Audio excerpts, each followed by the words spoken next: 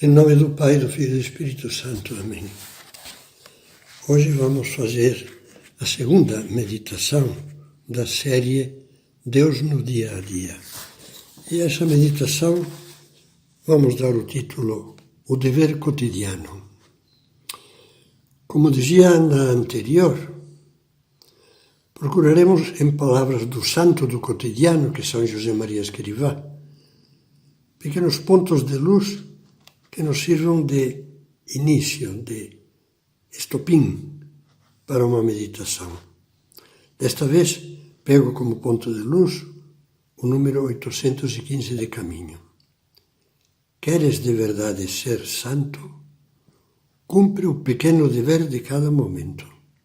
Faz o que deves e está no que fazes. Faz o que deves. O que é para nós o dever? Penso que todos responderíamos falando dos nossos deveres familiares, profissionais, cívicos, etc. Com um olhar mais sobrenatural, diríamos que cada dever é para nós uma manifestação da vontade de Deus.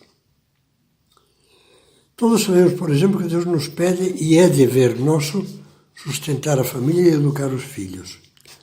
Trabalhar seriamente na nossa profissão. Cumprir os deveres de um cidadão responsável, cumprir os deveres religiosos, cumprir os compromissos assumidos.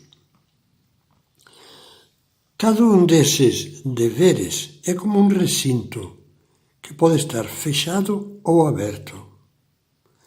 Pode ser como um quarto escuro com as janelas trancadas onde não entra a luz de Deus.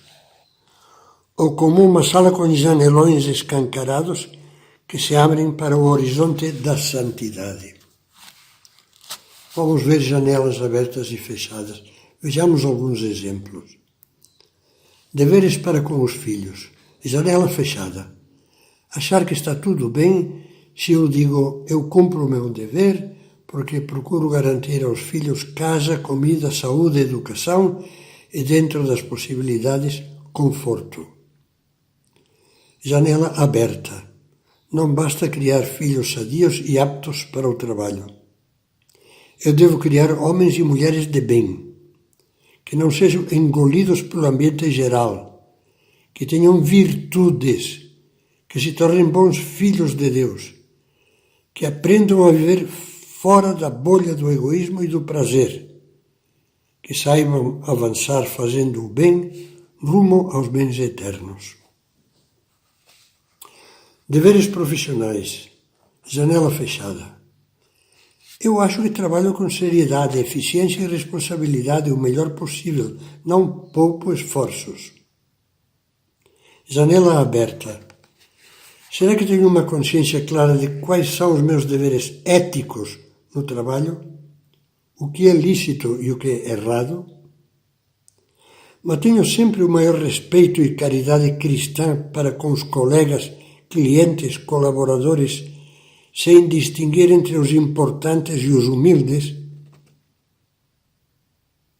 Encaro a minha profissão sob o prisma do meu interesse ou com visão cristã de serviço ao próximo e à sociedade?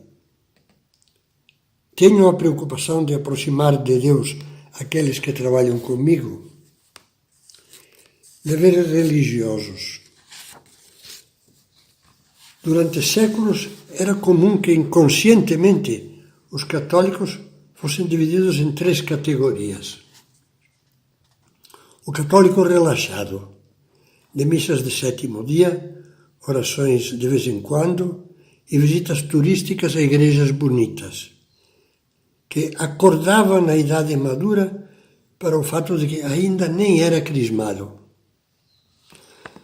Depois, ao lado desse, o católico praticante, umas vezes fervoroso e exemplar, outras, pelo contrário, apenas um cumpridor de tabela religiosa, sem o calor de uma fé que influenciasse a vida. Em terceiro lugar, o católico com vocação. Assim se falava das pessoas que Deus chamava para largar as coisas do mundo e se dedicar plenamente a Ele e à Igreja como padre, freira, monge ou frade. Só a esta última categoria atribuía-se o dever de procurar a santidade. As pessoas não tinham visto ainda nas igrejas imagens de santos de paletó e gravata, de roupas de atriz de teatro, de jaleco de doutor, de macacão e chave inglesa. Deus pediu a São José Maria que dissesse não a esses clichês. Não há cristãos de segunda categoria, afirmava, obrigados a pôr em prática apenas uma versão reduzida do Evangelho. Pensando no que acabamos de dizer, em que lugar você se colocaria?